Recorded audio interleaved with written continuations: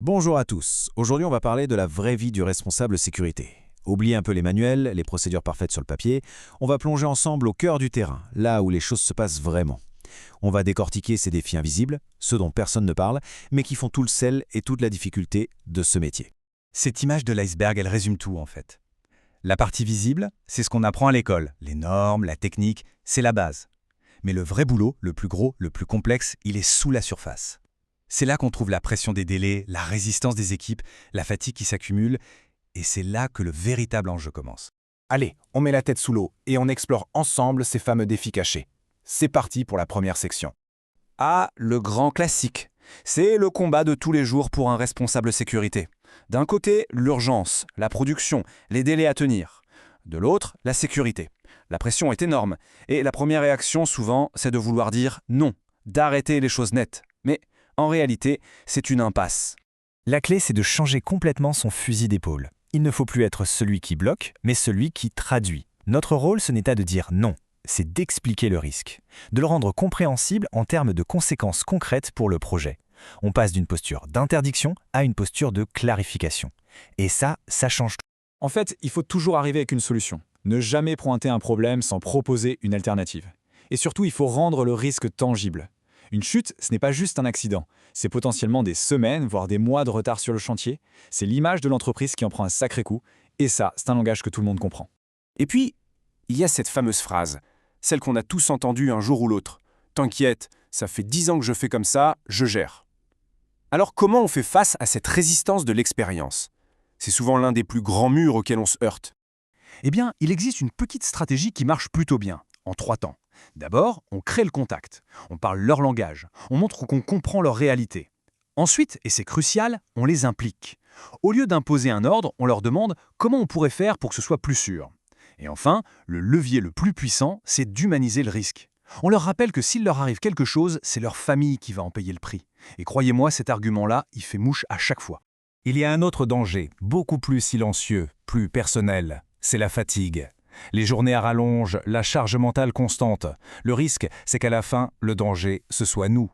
Un responsable sécurité qui est épuisé, il ne voit plus les risques, il devient moins vigilant.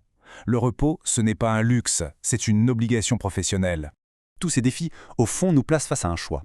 On peut choisir de rester un officier moyen qui subit la situation, ou alors on peut décider de devenir un professionnel fort qui la maîtrise. Voyons un peu la différence.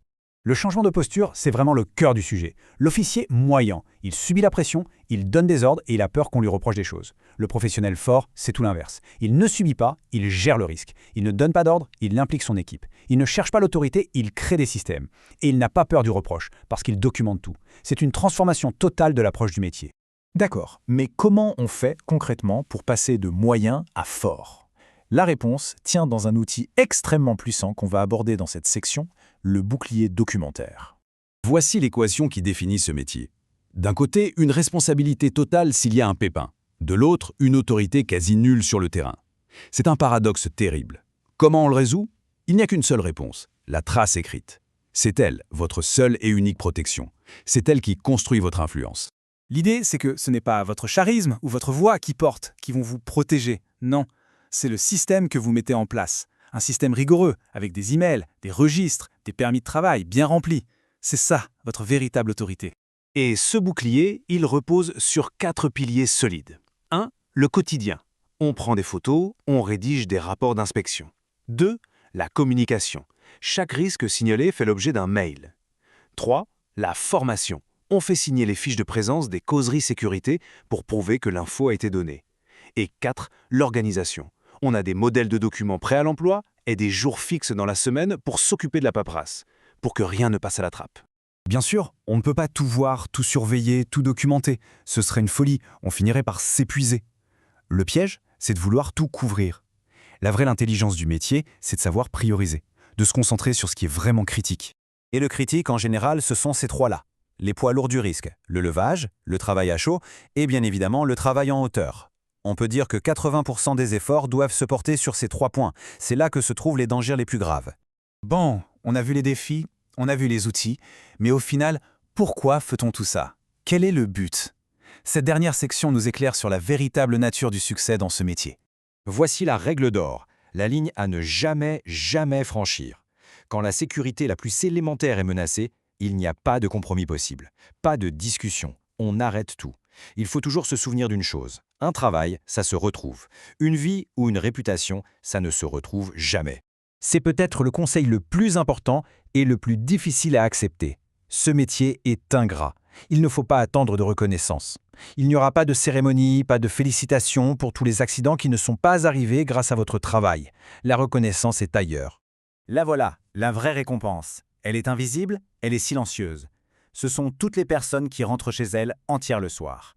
Chaque journée qui se termine sans accident est une victoire. Le vrai succès dans la sécurité. Ce n'est pas le bruit d'une alarme, c'est le silence d'une journée de travail normale.